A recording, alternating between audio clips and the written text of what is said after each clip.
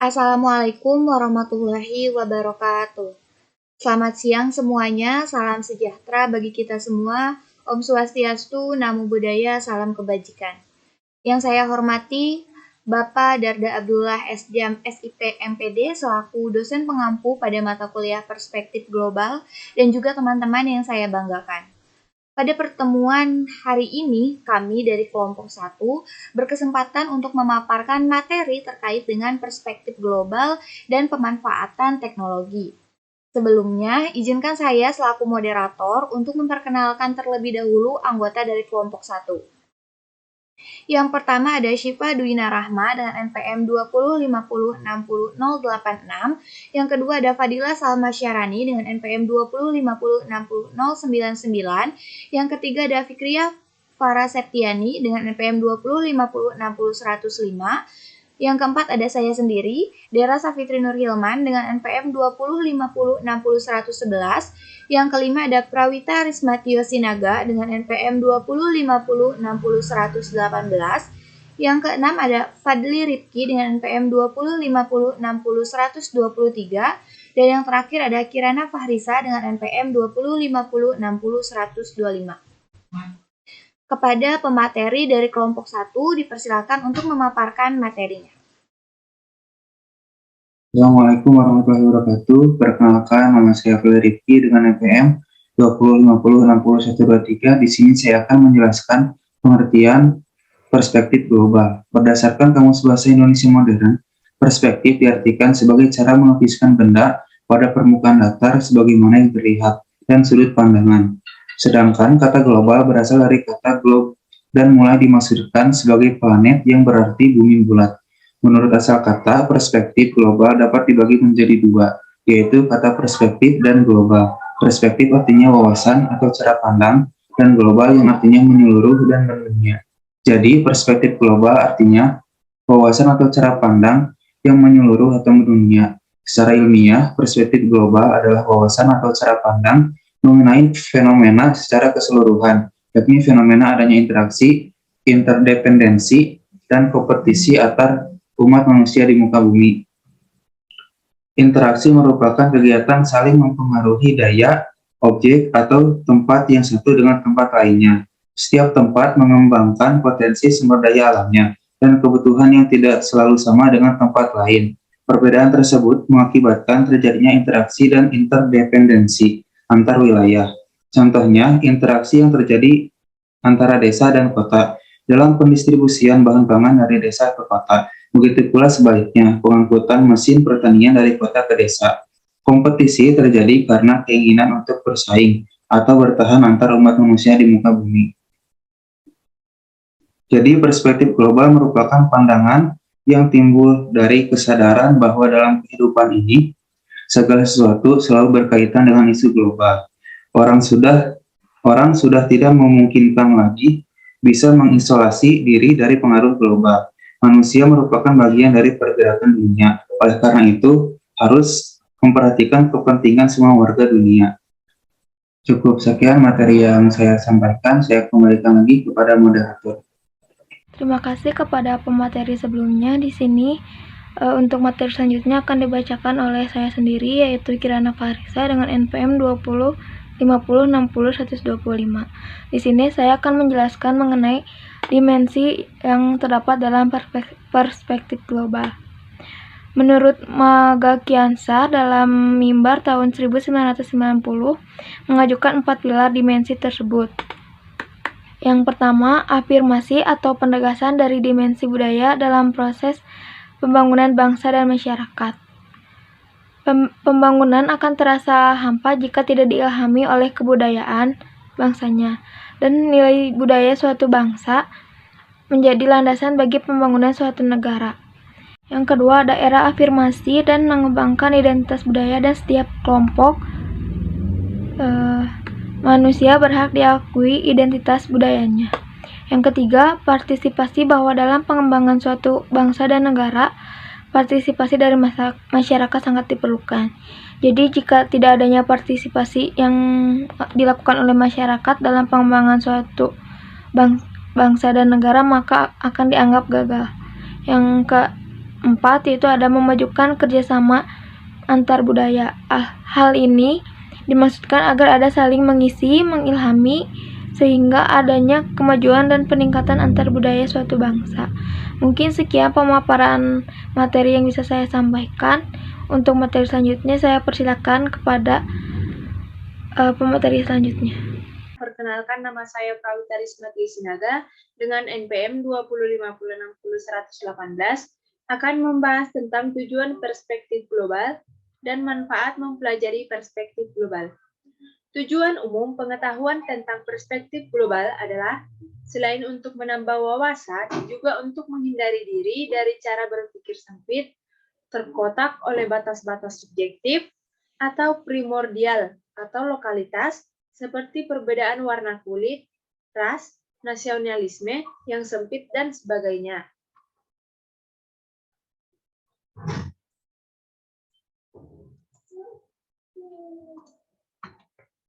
Selanjutnya, manfaat mempelajari perspektif global. Yang pertama, meningkatkan wawasan dan kesadaran para guru dan siswa bahwa kita bukan hanya penghuni satu daerah, tetapi mempunyai ketergantungan dengan orang lain di belahan bumi yang lain. Yang kedua, menambah dan memperluas pengetahuan kita tentang dunia, sehingga dapat mengikuti perkembangan dunia dalam berbagai aspek, terutama dalam perkembangan ilmu pengetahuan dan teknologi. Yang ketiga, mengkondisikan para mahasiswa untuk berpikir integral bukan general, sehingga suatu gejala atau masalah dapat ditanggulangi dari berbagai aspek. Dan yang terakhir, melatih kepekaan dan kepedulian mahasiswa terhadap perkembangan dunia dengan segala aspeknya. Selanjutnya, demikian yang dapat saya sampaikan. Perkenalkan, nama saya Sipaduna Rahma dengan nomor NPM 20506006. Di sini saya akan membahas materi masalah dalam perspektif global. Pada pelaksanaan pembelajaran di sekolah, guru mengalami beberapa permasalahan dalam mengajarkan perspektif global. Di antaranya yang pertama, menurut kurikulum KTSP dalam pelajaran IPS, materinya belum membahas masalah dunia, tetapi terbatas sampai tingkat provinsi dan sedikit tingkat negara. Hal ini akan menyulitkan guru untuk membicarakan dunia dengan siswa. Untuk mengatasinya, guru dapat memulai hal-hal yang ada di lingkungan sekitar, misalnya membahas masalah lingkungan, penduduk, kesehatan, AIDS, dan sebagainya. Lalu yang kedua, masalah global adalah masalah integral, yaitu suatu permasalahan yang dapat dilihat dari berbagai bidang ilmu. Sementara pada materi pelajaran IPS di SD masih menitik beratkan pada materi bidang studi, yaitu sejarah dan geografi. Lalu yang ketiga, mata kuliah perspektif global tergolong baru. Pada guru belum memiliki pengalaman cukup untuk mengajar materi perspektif global. Lalu yang keempat, buku sumber untuk pelajaran perspektif global di SD masih sangat kurang, sehingga diperlukan kreativitas yang tinggi dari guru, tidak terpaku pada buku paket atau LKS. Sekian penjelasan dari saya kembalikan ke moderator. Terima kasih. Di sini saya Fadila Salmasyarani dengan NPM 2050699 akan membahas mengenai pemanfaatan teknologi informasi dan komunikasi untuk pendidikan. Teknologi berasal dari dua kata, yaitu tekni dan juga logos, di mana tekni ini memiliki arti sebagai cara dan logos berarti ilmu pengetahuan. Jadi teknologi adalah cara untuk melakukan sesuatu untuk memenuhi kebutuhan manusia dengan memanfaatkan alat dan akal. Sedangkan menurut Jacques Ellul pada tahun 1967 yang dikutip oleh Miyarso pada tahun 2004, teknologi adalah keseluruhan metode yang secara rasional mengarah dan memiliki ciri efisiensi dalam setiap bidang kehidupan manusia. Teknologi informasi dan komunikasi atau biasa yang kita kenal sebagai TIK menyebabkan perubahan yang luar biasa dalam bidang pendidikan. Lalu, teknologi informasi dan teknologi komunikasi itu apa? Teknologi informasi adalah sarana dan prasarana seperti hardware, software, dan useware yang merupakan sistem dan metode untuk memperoleh, mengirimkan, mengolah, menafsirkan, menyimpan, mengorganisasikan, dan menggunakan data secara bermakna. Teknologi informasi adalah sarana dan prasarana seperti hardware, software, dan useware yang merupakan sistem dan metode untuk memperoleh, mengirimkan, mengolah, menafsirkan, menyimpan, mengorganisasikan, dan menggunakan data secara bermakna. Sedangkan untuk teknologi komunikasi merupakan sarana dan prasarana struktur kelembagaan dan nilai-nilai sosial di mana dikumpulkan, disimpan, diolah, dan dipertukarkan informasi, sehingga memungkinkan untuk terjadinya persamaan persepsi atau tindakan. Kemudian ada pemanfaatan teknologi informasi komunikasi ini dalam bidang pendidikan yang akan dijelaskan oleh teman saya. Oleh karena itu, saya kembalikan kepada moderator. Perkenalkan, nama saya Fikria Paraseptiani dengan NPM 205060105. Di sini saya akan menjelaskan mengenai bentuk-bentuk pemanfaatan teknologi informasi dan komunikasi untuk pendidikan. Nah, di bawah ini merupakan contoh pemanfaatan teknologi informasi dan komunikasi untuk pendidikan dalam perspektif global, regional, dan nasional. Yang pertama ada ASEAN SchoolNet. Nah, ASEAN SchoolNet ini adalah jaringan sekolah yang memanfaatkan teknologi informasi dan komunikasi untuk pendidikan yang mengkombinasikan berbagai aspek ke dalam pembelajaran yang dapat menghubungkan sekolah, guru, orang tua siswa, dan sumber belajar, baik di lingkup nasional, regional, maupun internasional. Nah, para guru dan siswa juga dapat menggunakan sarana berbasis komputer seperti teks, grafik, editor, database, atau spreadsheet yang mendekatkan mereka kepada gaya bekerja dan sarana yang digunakan dalam industri perdagangan dan kehidupan intelektual. Para guru juga mempunyai akses ke database penilaian siswa di mana data tentang peta pengetahuan masing-masing siswa itu disimpan. Data ini memungkinkan lingkungan belajar yang lebih efektif. Kemudian yang kedua ada EdukasiNet. EdukasiNet ini merupakan salah satu bentuk pemanfaatan teknologi informasi dan komunikasi untuk pendidikan berbagai internet. EdukasiNet ini sebagai media jaringan sekolah atau SchoolNet di Indonesia yang dikembangkan oleh Pustekom. Manfaat EdukasiNet ini bagi para penggunanya dapat dibedakan menjadi dua. Yang pertama itu EdukasiNet sebagai sumber belajar, yaitu siswa dan guru dapat memperoleh bahan belajar dimulai tingkatan SD, SMP, dan SMA, serta dapat mengunduh modul online dengan cara di-download gitu. Kemudian siswa juga dapat melakukan latihan untuk semua materi pelajaran secara online. Dan juga guru dapat memperoleh informasi mengenai teknik dan tips dalam belajar dan membelajarkan siswa. Dan yang terakhir, guru juga dapat berbagi ilmu dengan guru lain dengan cara mengirimkan karyanya berupa bahan belajar berbasis web ke administrator EdukasiNet untuk diupload. Nah, kemudian manfaat yang kedua yaitu EdukasiNet sebagai sarana komunikasi dan kolaborasi lintas sekolah. Manfaatnya yaitu sekolah dapat memperoleh ruang untuk menampilkan website sekolahnya sebagai subdomain EdukasiNet. Kemudian guru bisa saling berkomunikasi dengan guru sekolah lain yang ada di Indonesia secara online melalui forum guru yaitu email, MyList, atau chatting. Kemudian guru juga dapat mengirimkan ide, pengalaman, karya ilmiah, atau berita pendidikan ke administrator EdukasiNet untuk dipublish dalam fitur artikel dan news EdukasiNet. Kemudian yang terakhir, siswa dapat berkomunikasi berbagai ide dan pengalaman dengan sesama siswa dari sekolah lain dengan memanfaatkan fasilitas forum siswa. Dan yang terakhir, bentuk-bentuk pemanfaatan teknologi informasi dan komunikasi untuk pendidikan yaitu Southeast Asia Global Distance Education Network. Situs ini dikembangkan sebagai penyedia dan penyebarluasan sumber informasi dan pengetahuan tentang pendidikan jarak jauh di kawasan Asia Tenggara dalam rangka kerjasama antara World Bank dengan Indonesian Distance Learning Network atau yang disingkat dengan IDLN. Nah, artikel-artikel tentang pendidikan jarak jauh di Asia Tenggara ini terbagi menjadi 4 kategori, yaitu yang pertama teaching learning, kemudian ada teknologi, dan yang ketiga ada policy and program, dan yang terakhir ada manajemen. Data dan informasi dari artikel yang terdapat pada situs ini dapat diakses oleh siapa saja dengan bebas. Situs ini terletak di server di pusat Pustekom karena kedudukan Pustekom ini sebagai koordinator IDLM.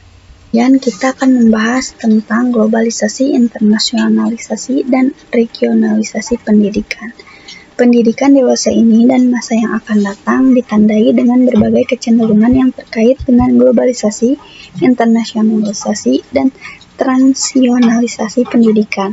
Peluang dan tantangan berkenaan dengan meningkatnya kebutuhan masyarakat, tekanan perkembangan ekonomi, persoalan pemerataan dan perluasan akses, serta tantangan untuk meningkatkan mutu relevansi dan daya saing pendidikan. Tren globalisasi dan internasionalisasi pendidikan dewasa ini dan masa yang akan datang sulit untuk dihindarkan dalam bidang pendidikan, mengingat adanya ketergantungan perekonomian antar negara. Pada hakikatnya, fenomena semacam ini telah ada semenjak sistem pendidikan diciptakan. Walaupun tingkat intensitasnya menjadi meningkat dengan dimungkinkannya sistem informasi, komunikasi, dan transportasi global yang menjadi semakin mudah dan murah. Selain itu, karakteristik ilmu pengetahuan dan teknologi itu sendiri mendidik serta peserta didik untuk saling berinteraksi, bermitra, dan tentu bekerja sama dalam melakukan eksplorasi dan mendapatkan penemuan baru. Oleh karena itu, sistem pendidikan manapun sulit untuk mengelak pengaruh dan dampak globalisasi dan internasionalisasi. Nah, bentuk internasionalisasi pendidikan ini juga bervariasi, mulai dari pengaruh yang bersifat ringan sampai dengan integrasi ke dalam fungsi pendidikan, penelitian, serta pelayanan masyarakat yang bersifat regional maupun internasional. Beberapa contoh antara lain penerimaan mahasiswa baru dari negara lain, pekerjaan guru besar dari negara lain, penawaran dan pengembangan program studi internasional, pengembangan kampus di negara lain, dan lain-lain. Nah, saat ini Dikdas telah dan sedang mengembangkan dan merintis sekolah atau kelas yang standar nasional dan internasional di masing-masing provinsi dan secara berkelanjutan di masing-masing kabupaten atau kota di seluruh Indonesia. Perkembangan dan pemanfaatan teknologi informasi dan komunikasi ini telah memperkaya karakter regional dan internasional berbagai institusi pendidikan. Itu saja yang dapat saya sampaikan, kurang lebihnya mohon maaf. Saya kembalikan kepada moderator. Saya Dera Safitri Nur Hilman dengan NPM 2050606111. Di sini saya berkesempatan untuk memaparkan materi terkait dengan kecenderungan global dan regional dalam pemanfaatan teknologi informasi dan komunikasi untuk pendidikan. Dalam pemanfaatan teknologi informasi dan komunikasi untuk pendidikan ini akan memberikan dampak terhadap beberapa kecenderungan pendidikan di masa depan. Beberapa ciri gambarannya dipaparkan oleh Miarso pada tahun 2004, khususnya dalam bidang pendidikan perguruan tinggi sebagai berikut. Yang pertama, berkembangnya pelajaran di luar kampus sebagai bentuk pendidikan berkelanjutan. Yang kedua, orang memperoleh akses lebih besar dari berbagai sumber belajar. Yang ketiga, perpustakaan sebagai pusat belajar menjadi ciri dominan dalam kampus. Yang keempat, bangunan kampus tersebar. Yang kelima, tumbuhnya profesi baru dalam bidang media dan teknologi. Dan yang terakhir, orang dituntut untuk lebih banyak belajar secara mandiri.